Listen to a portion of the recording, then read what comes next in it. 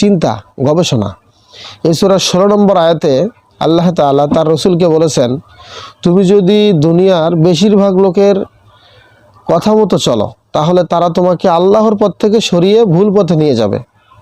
তারা কেবল আন্দাজ অনুমানের অনুসরণ করে আর কেবল ধারণা করে কথা বলে। হাল আমলে দুনিয়ায় প্রায় সব দেশে গণতন্ত্র মানে, আর গণতন্ত্রের মোদ্দা কথা মোটামুটি সবারই জানা। দেশের বেশিরভাগ লোক যেটার পক্ষে মত দেবে সেটাই বাস্তবায়ন হবে। সংসদে 300 আসনের মধ্যে 151 জন কোনো বিষয়ে একমত হয়েছে তো ব্যাস এটাই চলবে, আইন বানিয়ে ফেলা।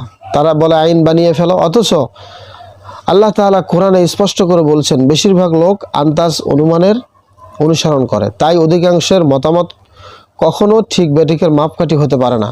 মূর্খরা সব একজোট হয়ে সিদ্ধান্ত একটা নিয়ে ফেলবে, তারপর চাপিয়ে দিবে বাকি সবার ওপরে। তাহলে সমাধান কি? পথের দিশা রয়েছে কোরআন এবং সুন্নাহর মাঝে।